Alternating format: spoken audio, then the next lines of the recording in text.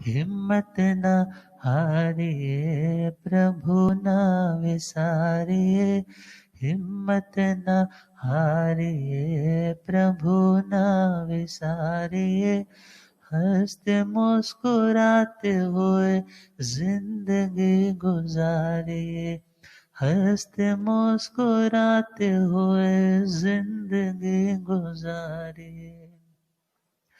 काम ऐसे कीजिए जिससे हो सबका भला, बातें ऐसे कीजिए जिनमें हो अमृत भरा, बातें ऐसी कीजिए जिसमें हो अमृत भरा, मीठी बोली बोल सबको प्रेम से पुकारिए, कड़वे बोल बोल के ना जिंदगी गुजारिए, हिम्मत न हारिए प्रभु न विसारिए, हिम्मत न हारिए प्रभु न विसारिए, हंसते मुस्कुराते हुए जिंदगी गुजारिए, हंसते मुस्कुराते हुए जिंदगी गुजारिए। मुश्किलों मुसीबतों का करना हो जो खात्मा, हर समय कहिए तेरा शुक्र है परमात्मा, हर समय कहिए तेरा शुक्र है परमात्मा, गिले शिकवे करके अपना हाल ना बिगाड़िए, गिले शिकवे करके अपना हाल ना बिगाड़िए, जैसे कर्म राखे वैसी जिंदगी गुजारिए, हिम्मत न हारिए प्रभु न विसारिए, हिम्मत न हारिए, हंसते मुस्कुराते हुए जिंदगी गुजारिए, हंसते मुस्कुराते हुए जिंदगी। दिल की नोट बुक पर ये बात नोट कीजिए, बन के सच्चे सेवक सच्चे दिल से अमल कीजिए, बन के सच्चे सेवक सच्चे दिल से अमल कीजिए, करके अमल बन के कमल तरिए और तारिए, करके अमल बन के कमल तरिए और तारिए, जग में जगमगाती हुए जिंदगी गुजारिए, जग में जगमगाती हुए जिंदगी गुजारिए, हिम्मत न हारिए प्रभु न विसारिए, हिम्मत न हारिए प्रभु न विसारिए, हंसते मुस्कुराते हुए जिंदगी गुजारिए, हंसते मुस्कुराते हुए। अच्छे कर्म करते हुए दुख भी अगर पार है, पिछले पाप कर्मों का भुगतान ही भुगता रहे, पिछले पाप कर्मों का भुगतान ही भुगता रहे, आगे मत उठाइए पिछले बोझ को उतारिए, गलतियों से बचते हुए जिंदगी गुजारिए, हिम्मत न हारिए प्रभु न विसारिए, हिम्मत न हारिए प्रभु न। हंसते मुस्कुराते हुए जिंदगी गुजारिए, हंसते मुस्कुराते हुए जिंदगी गुजारिए, हंसते मुस्कुराते हुए जिंदगी गुजारिए। धम्म मंगल मुकुट अहिंसा संयमो तवो देवा वेतं नमंसन्ति जस धमे स्वयामणो जी हाथ जोड़े गोरानो मेरी वंदना जी हाथ जोड़े गोरानो मेरी एक बार वंदना हजार बार वंदना एक बार वंदना लाख बार वंदना करोड़ बार वंदना लाख बार वंदना जी हाथ जोड़े गोरानो मेरी वंदना जी हाथ जोड़े गोरानो मेरी वंदना। अनंत अनंत शांति के निकेतन शासनपति भगवान महावीर स्वामी के पावन चरणवृंदों में हार्दिक भवना वंदन नमन। मेरे अंदर जीवन को रोशनी प्रदान करने वाले परम उपकारी आगम ज्ञान के भंडार आगम ज्ञाता आगम पुरुष जिन शास्त्ररत्न हिमाचल केसरी उपाध्याय भगवंत श्रद्धे गुरुदेव श्री जितेंद्र मुनि जी महाराज साहब के पावन चरण कमलों में एवं पाठ पर विराजित उग्र तपस्वी आदर्श भावी श्रद्धे गुरुदेव श्री रमण मुनि जी महाराज साहब के पावन चरण कमलों में हार्दिक भवना वंदन। धर्म सभा में उपस्थित धर्म अनुरागियों सुशीलवती माताओं बहन, असीम पुण्यदय से भाग्यदय से आप सबको संतों का समागम और गीतरागवाणी श्रवण करने का सुअवसर प्राप्त हो रहा है। 25 बोल में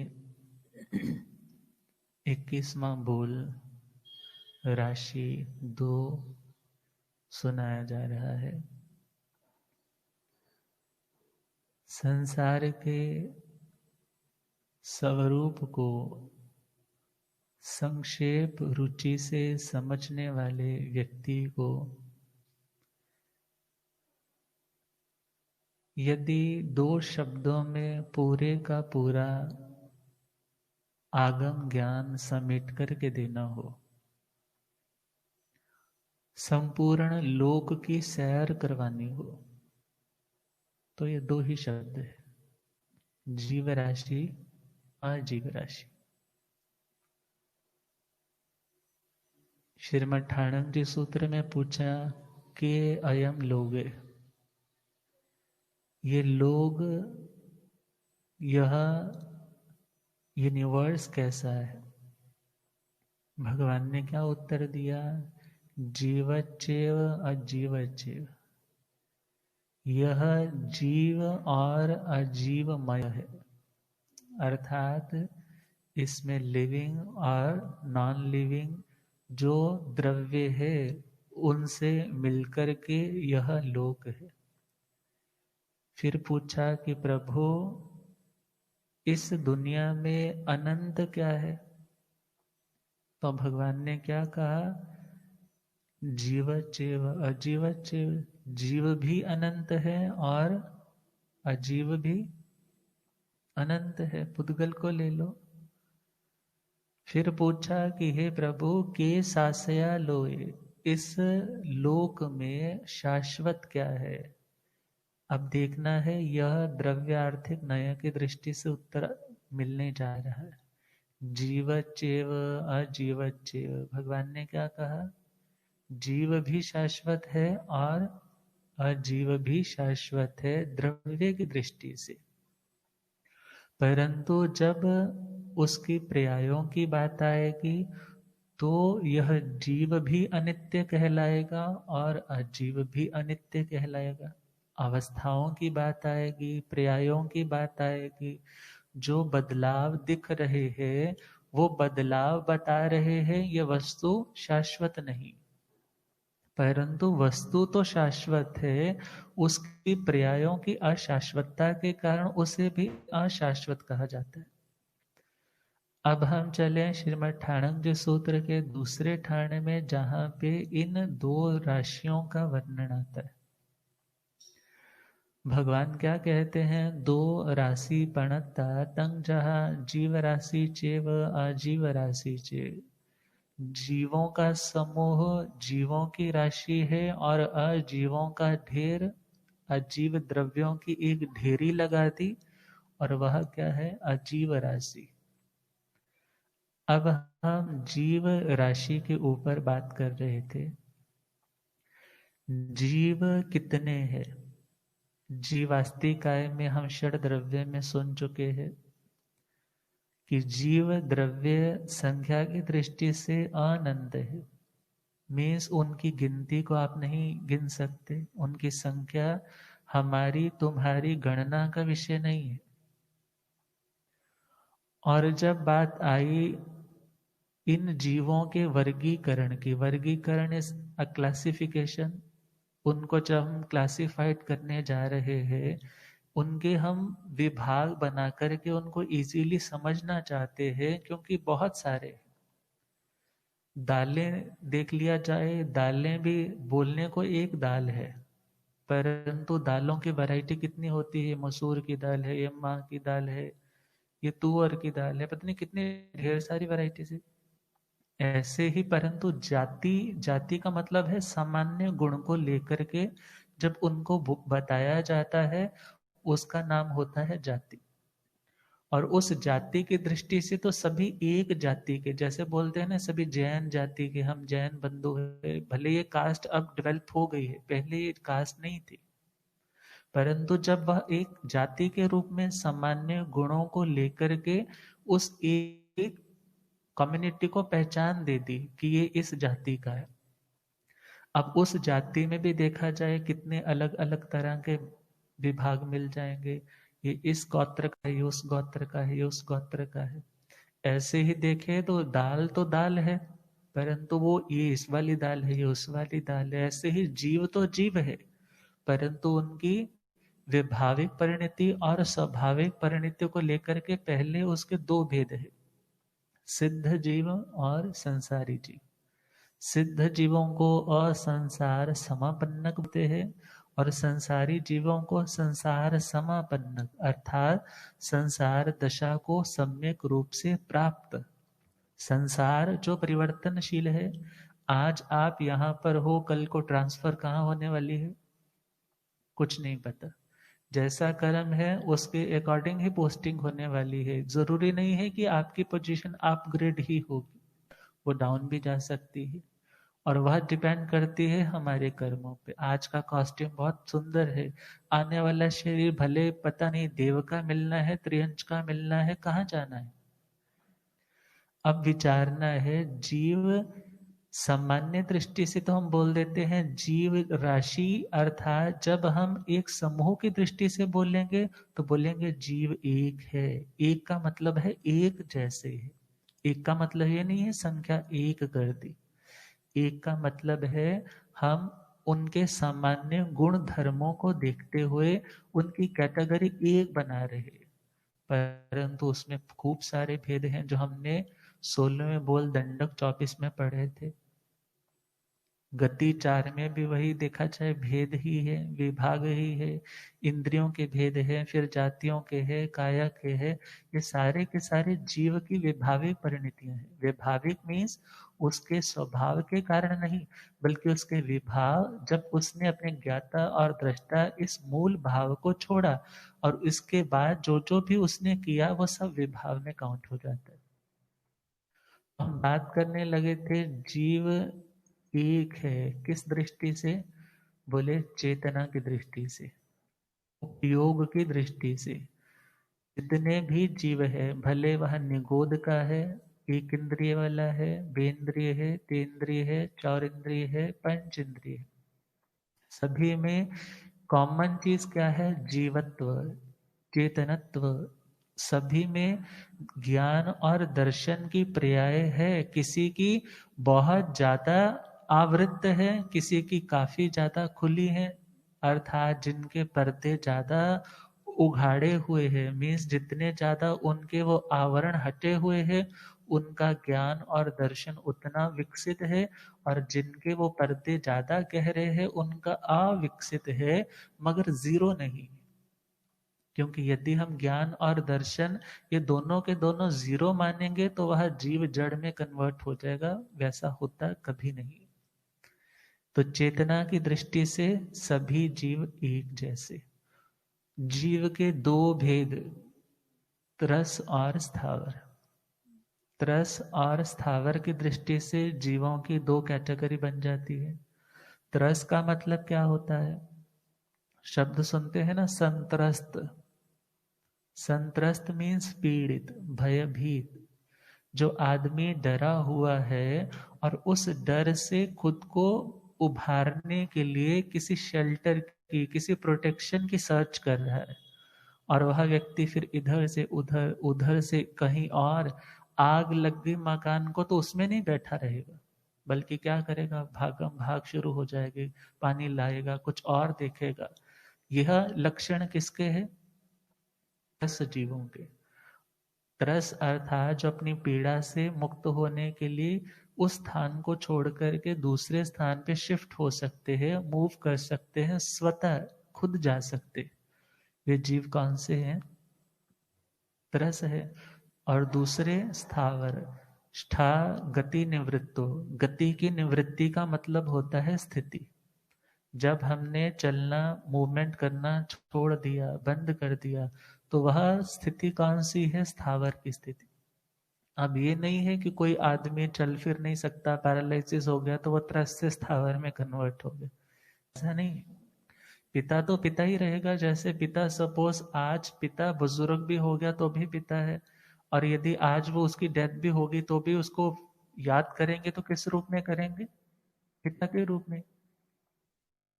वैसे ही देखा कि त्रस नाम कर्म के उदय से पर्याय मिली है, अवस्था मिली है, शरीर मिला है, इंद्रियां मिली है, वह अवस्था कौन सी है? त्रस की अवस्था। और जो स्थावर नाम कर्म के उदय से हमें अवस्था मिली है कि हम स्टेशनरी है, हम मूव नहीं कर सकते, आग लग जाए तो अपने बचाव के लिए इधर से उधर नहीं जा सकते, प्यास लग जाए तो पानी नहीं मांग सकते, ये अवस्था कौन सी है? अरे वृक्ष लगे हैं तो लगे हैं, बेचारे कुम्भला रहे हैं तो कुम्भला रहे हैं, नीचे आग जला दी किसी ने और वे बेचारे तड़प रहे हैं तो तड़प रहे, वहां से कहीं मूव तो नहीं कर पा रहे। प्यास लगी है तो आपको बोल करके तो नहीं कह रहे कि हमें पानी दे दो, हमें प्यास लगी है। ठंड लग रही है, जाड़ा बहुत है, हॉरिबल सर्दी है, फिर भी वो ये नहीं कह सकते कि आप हमें कुछ ना कुछ कंबल ब्लैंकेट्स दे दो कि हम थोड़ा सा वार्म अप हो जाए, थोड़ा सा हमें भी कोजीनेस मिल जाए। ये तो सिर्फ हमें वनस्पति का विज्ञान, वनस्पति दिखती है, उसकी फीलिंग, सेंसेशंस महसूस में आती है, यहां तक तो समझ आता है। मगर भगवान ने क्या कहा? एक इंद्रिय में उसके कितने भाग हो जाते हैं? वहां पे पृथ्वी, अप, तेजस, वायु, वनस्पति का है। तो ये सारे के सारे कौन से हैं? स्थावर है। त्रस और स्थावर के भेद से जीवों के दो भेद हो गए।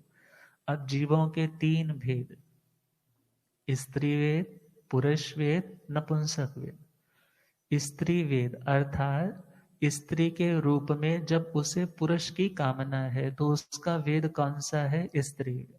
पुरुष के रूप में स्त्री की कामना है तो पुरुष वेद। दोनों की कामना है तो वह नपुंसक वेद। ये सारी पर्याय कौन सी है? स्वाभाविक है या वैभाविक है? वैभाविक है। अर्थात ये अपनी स्वयं की पर्याय नहीं है, बल्कि कर्मजन्य पर्याय है।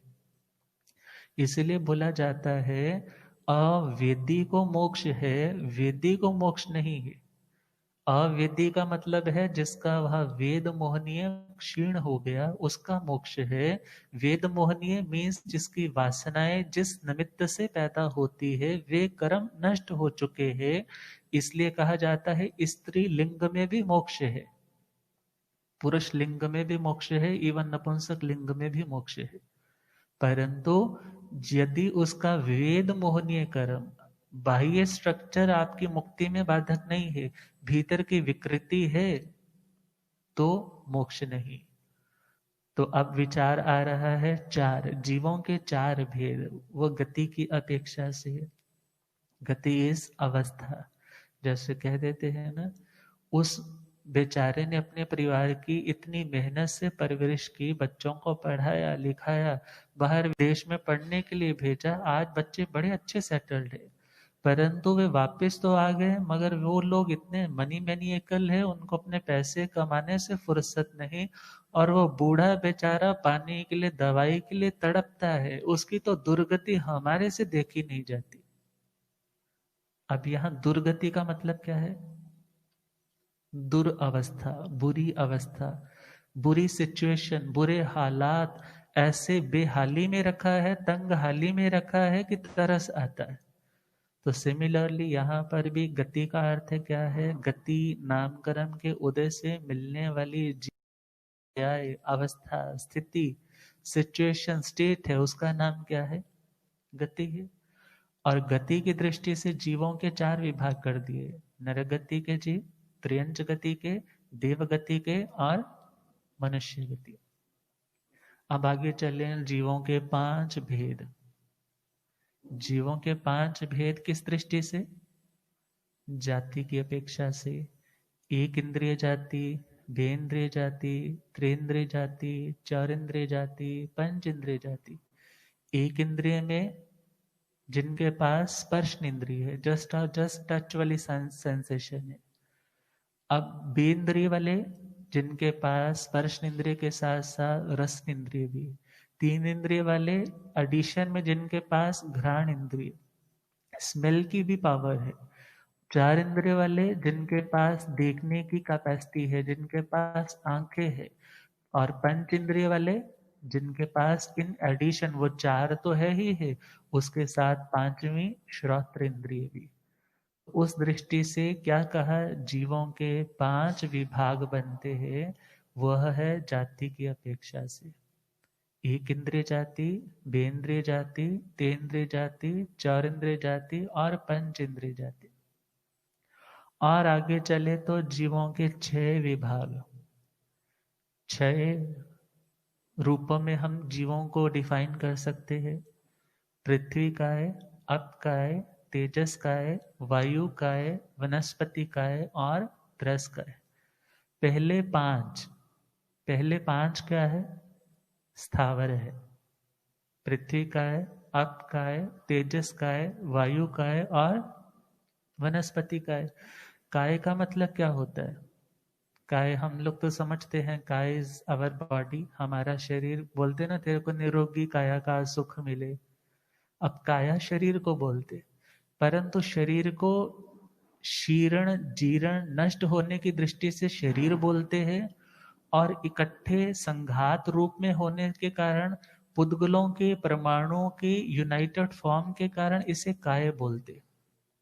काय का मतलब क्या हुआ? समूह रूप। अब उस सामूहिक रूप में जो पुद्गल इकट्ठे हुए हैं उसका नाम है काय।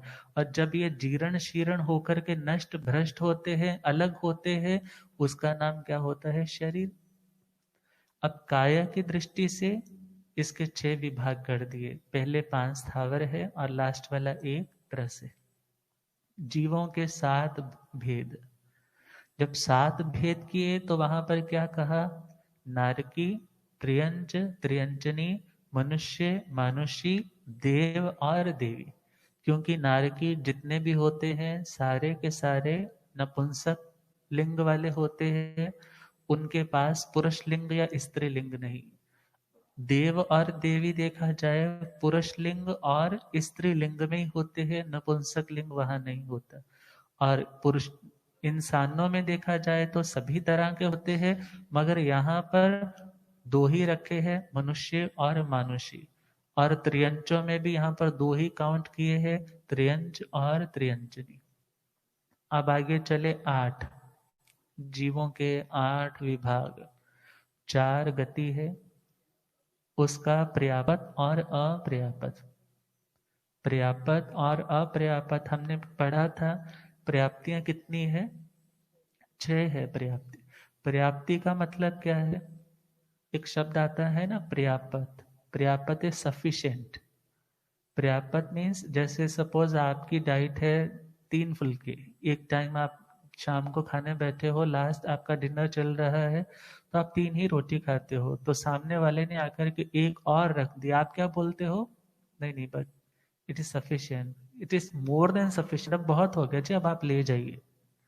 तो वो जो आपके लिए सफिशिएंसी आपने फील की है, आपने बोला ये सफिशिएंट है, मीन्स वो आपके लिए पर्याप्त है। और यदि आपकी उस पर्याप्त सफिशिएंट भोजन से आधी रोटी भी कम है, आधी रोटी भी क्या मिल रही है आपको? कम मिल रही है, तो आप क्या बोलोगे? भाई आज तो थोड़ा सा खाली लग रहा है, मीन्स आज मेरे को पर्याप्त मात्रा में सफिशिएंट डाइट, सफिशिएंट फूड नहीं प्रोवाइड हुआ। अब यहाँ पर पर्याप्ति और अपर्याप्ति में देखना है, जिस जीव की जितनी पर्याप्तियां रिक्वायर्ड होती है, उसे यदि उतनी मिल जाती है तो वह पर्याप्त है। और यदि वह उतनी पर्याप्तियां जितनी उसके लिए रिक्वायर्ड थी वो नहीं मिली, तो वह अपर्याप्त है। और पर्याप्ति का मतलब क्या है?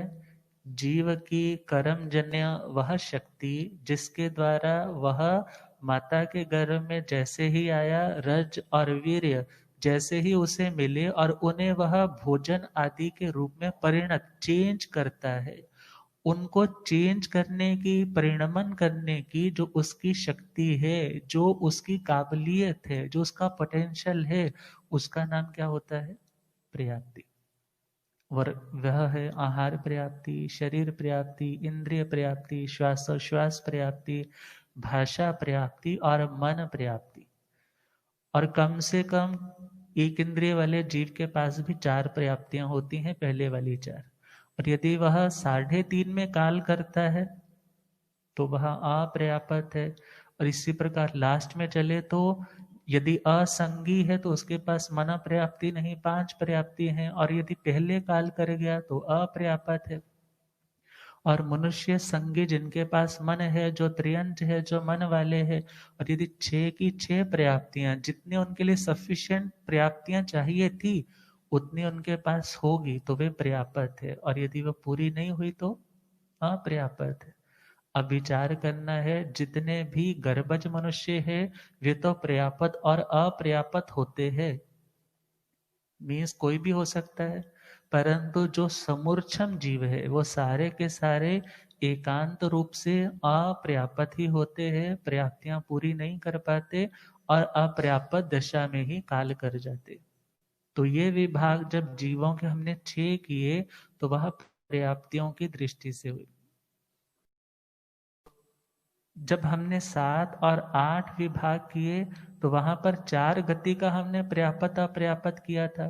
वो 6 विभाग हमने काया की दृष्टि से भी किए, पर्याप्ति की दृष्टि से भी कर सकते। और जब हम 8 विभाग कर रहे हैं, 4 गति का पर्याप्त अपर्याप्त, 4 गति में नर गति है, त्रियंच गति है, मनुष्य गति है, देव गति है, तो वहां पर भी ये दोनों विभाग बनेंगे, पर्याप्त और अपर्याप्त। अब हम आगे चले, जीवों के 9 भेद। 5 स्थावर है और 4 त्रस है। 5 स्थावर कौन से है? पृथ्वी का है, अप का है, तेजस का है, वायु का है और वनस्पति का है। ये ऐसे स्थान है जो अपनी इच्छा से, अपनी सुरक्षा के लिए इधर से उधर मूव नहीं कर सकते, जा आ नहीं सकते, इसलिए उन्हें स्थावर कहा जाता है। ये 5 है। और 4 त्रास कौन से है?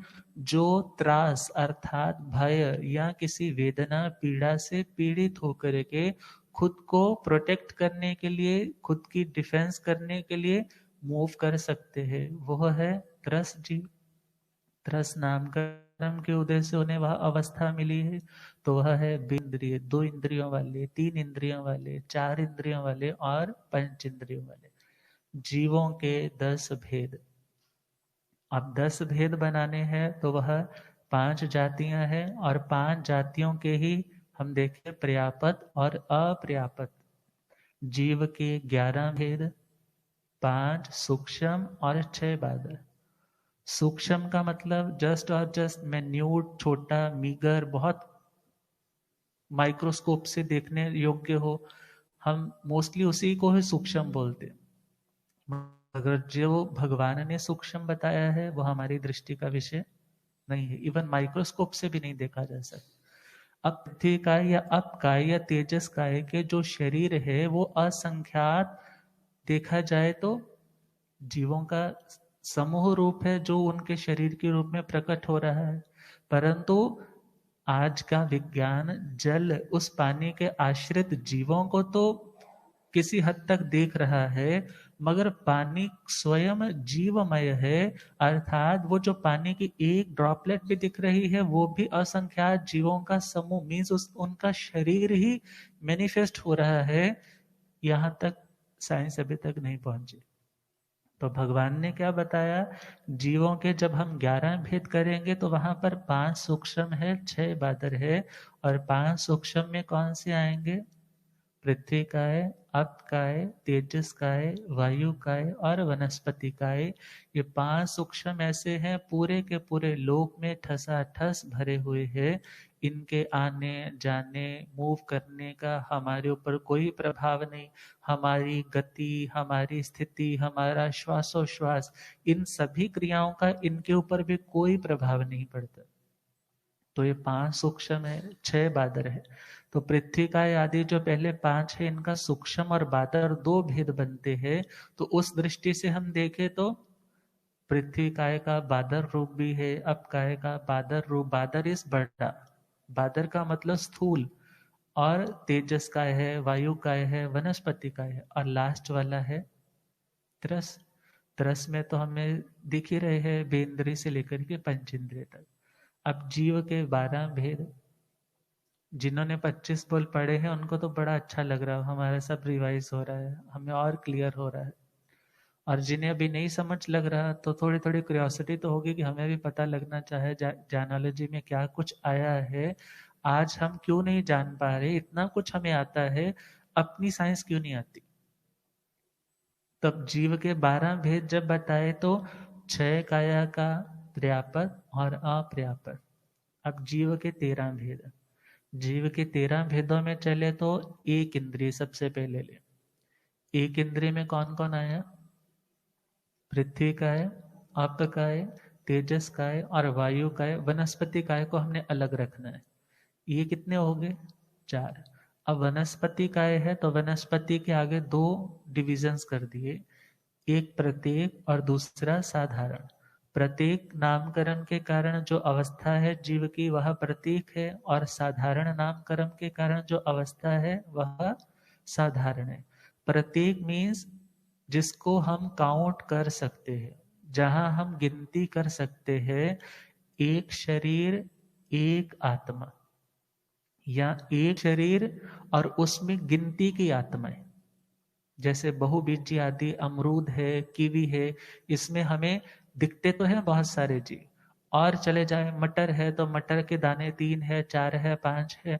तो उस दृष्टि से शरीर एक और उसमें जीव कितने? 5। या ऐसा भी बोल सकते हैं मटर का जो छिलका है उसका अपना जीव है, जो मटर का एक एक दाना है वो शरीर रूप है, और उसमें रहने वाला जीव अलग अलग, मीन्स सिंगल आदमी सिंगल रूम। ऐश है थोड़ी, उसको अच्छी अपनी जिंदगी है, परंतु स्टेशनरी है क्या जिंदगी। और आगे बढ़े तो साधारण वाले, साधारण वाले तो इससे भी ज्यादा उनकी दुर्गति है बेचारों की। एक रूम, और मान लो एक रूम है और उसमें आपने 100 आदमी को अंदर ठसा ठस भर दिया, वहीं खाओ वहीं पियो, वहीं आहार, वहीं निहार, वहीं श्वासोश्वास, कितनी बुरी हालत हो जाएगी। और जितनी भी रूट्स वाली चीजें होती है जो धरती के अंदर है, निगोद आदि है, ये सारी की सारी किसमें आती है? अनंत काय में। अनंत काय को ही साधारण वनस्पति बोला जाता है। एक छोटा सा भी सुई के अग्र भाग जितनी भी वो छोटी सी चीज, और उसमें भी अनंत जीव निवास कर रहे हैं। बोलेंगे महाराज जी ऐसे कैसे पॉसिबल है? गुरुदेव पधारे। हो रब मेरा सतगुरु बन के आया, मैनू वेख। ओ रब मेरा सतगुरु बन के आया, मैनू वेख लैण। ओ मैनू वेख लैण दे के मत्था टेक लैण दे। ओ मैनू वेख लैण दे के मत्था टेक लैण दे। ओ रब मेरा सतगुरु बन आया, मैनू। ओ चिट्टा चोला मुख ते पटे हंसा, वाली चाल अनोखी। चिट्टा चोला मुख ते पटे हंसा, ओ इत्थे झुकदा संसार, मैनू वेख लैण दे। ओ इत्थे झुकदा संसार, मैनू। ओ रब मेरा सतगुरु बन के आया, मैनू। बोलिए आगम ज्ञाता आगम पुरर्जिन शास्त्र रतन हिमाचल केसरी उपाध्याय भगवंत श्रद्धे गुरुदेव श्री जितेंद्र मुनि जी महाराज की जय। तो साधारण वनस्पति काय में हमने बड़ी इजीली इसे समझना है कि साधारण में सिंगल बॉडी है और उसमें कॉमनली उसके पार्टनर्स उस चीज को शेयर कर रहे हैं। वहीं पे आहार है, वहीं पे निहार है, वहीं पर श्वासोश्वास है। एक कंदमूल में ही हम देख ले, बहुत बार कह देते हैं कंदमूल के लिए इतना क्यों बोला जाता है, तो वहां पर सीधा सा उत्तर आता है कि एक छोटा सा वो स्कंद रूप, आप एक टुकड़ा भी उसका लेते हो तो उसमें एक में ही कितने सारे जीव हैं? अनंत अनंत जीव। अब हम देखें सिद्ध भगवंतों की जितनी संख्या है वो एक अनंत काय वनस्पति से भी अनंत गुना थोड़ी है। और उस दृष्टि से हम देखें, इसलिए बोला जाता है भाई तुम यदि स्पेशल बना रहे हो तो तुम उसको टाल सकते हो, मगर यदि हम वहां पर देखें, शास्त्रों के पाठों पर देखें तो वहां पर क्या आता है? यदि अचित्त है, परकृत है, तुम्हारे निमित्त से नहीं बना, और ऐषणीय है, गवेषणीय है, तुम्हें मिल रहा है, तो लेने का विरोध भी नहीं। अब हम यहाँ पर विचार करें, कंदमूल में मोस्टली टेस्ट ज्यादा होता है। बोलते हैं ना आलू नहीं डले कोई स्वाद ही नहीं आया, ये तो इन्होंने तो कच्चे केले डाल रखे थे, हम वहां गए वहां ये बनाया हुआ था। परंतु ध्यान देना है, रसना इंद्रिय पर विजय पानी है, अपनी वैरायटीज को नियंत्रित करना है। उस दृष्टि से हम देखें, आप कंदमूल का त्याग करते हो तो आप बहुत चीजों का त्याग कर देते हो। उस त्याग की दृष्टि से हम चले, परंतु इसमें कोई छोटा है कोई बड़ा है, ये कम त्यागी है ज्यादा त्यागी है, इस तरह से हमें भेदभाव की रेखा नहीं खींचनी। हाँ, किसी का क्षोभक्षम कितना है वो उतना कर पा रहा है, किसी का क्षोभक्षम कितना है वो उतना कर पा रहा है, परंतु हाँ त्याग की भावना जिसके अंदर है वो हमेशा अग्रणीय रहता है। इस बात को हमेशा याद रखना होगा, क्योंकि जो त्यागे वो आगे। और उस दृष्टि से हम चले तो साधारण वनस्पति काय के कॉन्सेप्ट को ध्यान में रखते हुए इसकी हिंसा से हमें बचना ही चाहिए। तो साधारण में इसको हम कैसे समझे? जैसे सपोज लक्ष्य पाक तेल का हम वर्णन सुनते हैं। लक्ष्य पाक मीन्स लाख जड़ी बूटियां तेल में काढ़ा जाता है, फिर बाद में उनका जितना भी एक्सट्रैक्ट था वो किस में आ गया? उस तेल। और उस तेल की एक ड्रॉपलेट में, एक बिंदु में भी, एक छोटी सी बूंद में भी कितने जड़ी बूटियों का मिश्रण है? 1 लाख का। समझ आ रहा है? तो इसी तरह अनंत काय में भी हमें दिखने का तो इतना है, परंतु उसमें रहने वाले जीव, उसके आश्रित जीव कितने हैं? अनंत जीव है। तो यह भेद प्रतीक और साधारण की दृष्टि से वनस्पति के दो भेद बना दिए। और जैसे तिल पट्टी होती है, तिल पट्टी आजकल रेवड़ी होती है ना, रेवड़ी के ऊपर जैसे तिल कितने सारे लग जाते हैं, उनको आप काउंट कर सकते हो, देखने में लगता है बहुत सारे हैं, मगर जो काउंट में आ जाता है वो तो है हमारा प्रत्येक, और जो काउंट में नहीं आता वह है साधारण। प्रत्येक वनस्पति और साधारण। आगे चले तो बेंद्रिय, तेंद्रिय, चार इंद्रिय। अब पंच इंद्रिय में हम देखें तो वहां पर नारकी भी है, त्रियंच भी है, मनुष्य भी है और देवता भी। तो ये भेद कितने हो गए हमारे? 13 भेद हो गए। अब हम चले, इसके बाद आ रहे हैं 14 भेद, जीवों के 14 भेद, जो हम छोटी नव तत्व जब पढ़ते हैं तो उसके 14 बोल है, 14वां बोल है, जहां पर 115 भेद आते हैं, वहां जीव के 14 भेद बताए। एक इंद्रिय के 4 भेद, सूक्ष्म, बादर, पर्याप्त और अपर्याप्त। मीन्स सपोज आपके पास एक इंद्रिय का प्राणी है, उसमें 4 चीजें हो सकती है। वह सूक्ष्म भी हो सकता है, बादर बड़े वाला भी हो सकता है, और वह पर्याप्त दशा में भी पहुंच सकता है, और अपर्याप्त दशा में भी वहां से मूव कर सकता है। अब बेंद्रिय में चले तो 2 भेद आते हैं। क्यों? क्योंकि इसका सूक्ष्म भेद नहीं है, सूक्ष्म नहीं है मीन्स बादर ही है, तो एक ही रहा। अब वह द्वेंद्रिय बादर, और उसके 2 भेद पर्याप्त और अपर्याप्त। 3 इंद्रिय के भी 2 भेद, पर्याप्त अपर्याप्त। 4 इंद्रिय के भी 2 भेद, पर्याप्त अपर्याप्त। पंच इंद्रिय के 4 भेद। कौन से? संगी, असंगी, पर्याप्त, अपर्याप्त। संगी जिनके पास संज्ञा है, संज्ञा यहाँ मन से है, अर्थात जिसके पास सोचने विचारने की, मनन करने की, चिंतन करने की, चर्निंग करने की, कॉन्टेम्पलेशन करने की कैपेसिटी है, शक्ति है, लब्धि है। वह व्यक्ति कौन सा है? जो द्रव्य और भाव मन से युक्त है, उन्हें हम क्या बोलते हैं? संगी। और जो उनसे रहित है उसे क्या बोलते हैं? असंगी। संगी असंगी, कोई संगी हो सकता है, असंगी हो सकता है, और उसमें भी आगे 2 भेद दे दिए, कोई पर्याप्त हो सकता है और कोई अपर्याप्त। इनको काउंट करोगे तो ये 14 भेद हो जाएंगे। अब हम जब जीव तत्व पढ़ते हैं तो देखें तो जीव राशि, देखने में तो छोटा सा शब्द है जीव राशि, परंतु इसका विस्तार करने लगे तो, अनुप्रेक्षा करने लगे, चिंतन करने लगे, तो वहां आप सोचो कि मेडिटेशन करने वालों के लिए बोलते हैं अल्फा वेव्स प्रोड्यूस होती है जब आप मेडिटेशन करते हो, ऐसे हैप्पी हार्मोन्स प्रोड्यूस होते हैं, केमिकल रिएक्शंस ऐसी होती है कि आपको सूदिंग लगने लग जाता है, आप रिलैक्स होने लग जाते हैं। ऐसे ही बोला जाता है यदि आप ब्रेन से वर्क लेना बंद कर दो तो आपका ब्रेन भी फिर डल होने लग जाता है।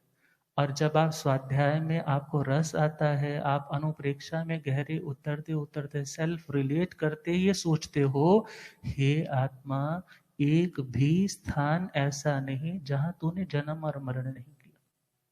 एक इंद्रिय से लेकर के पंच इंद्रिय तक कोई भी स्थान ऐसा नहीं जहां तूने आवागमन नहीं किया। अब तुझे सोचना है, विचारना है, क्या तेरा ये स्वरूप है, क्या तेरा ये स्वभाव है? तो उत्तर मिलता है ये स्वभाव है। तो फिर बोला जाता है अरे तुम दूसरों को तो तराश रहे हो, बोल रहे हो मैंने उसकी कमी बता करके उसका सुधार कर दिया, मगर भगवान ऐसा आईना, ऐसा ज्ञान हमें दे रहे हैं कि हे आत्मा, तुम अपने जौहरी स्वयं बनो, खुद की परख करो कि तुम कौन हो, और तुम्हारा स्वरूप मेरे से जुदा नहीं है, इसलिए उसे पाने के लिए अभ्यास करो। और क्या लिखा? अपने जीवन के जौहरी स्वयं ही बने, अपने जीवन के जौहरी स्वयं ही बने, क्या पता फिर ये मौका मिले ना मिले। क्या पता फिर ये मौका। कितना सौभाग्य है, ऐसी अमूल्य अनुपम भगवान की वाणी जो हमें भगवान जैसा बनाने में समर्थ है, हमें सुनने को मिल रही है। अपने जीवन के जौहरी स्वयं ही बने, अपने जीवन के जौहरी स्वयं ही बने। क्या पता फिर ये मौका मिले ना मिले, क्या पता फिर ये मौका। कितने नरकों में भटके फिरे थे जी हम, कितने नरकों में भटके हुए थे जी हम। जब ते तेरी आंच में मार फिरते थे हम, जब ते तेरी आंच में मार।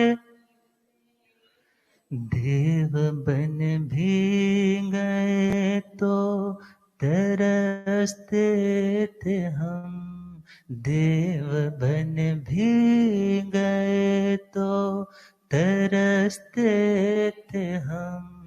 एक बार तो मान का मौका मिले, एक बार तो मान का।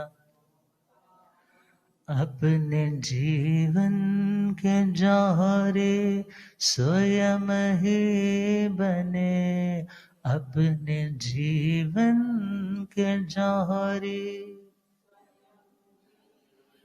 क्या पता फिर ये मौका मिले ना मिले, क्या पता फिर ये मौका।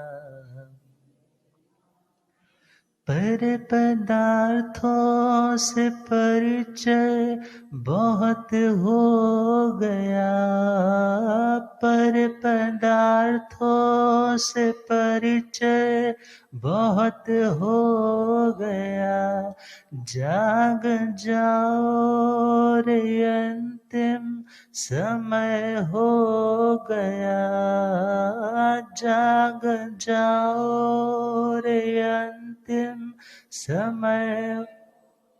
मौका मिल ही गया है तो खोना नहीं, मौका मिल ही गया है तो खोना।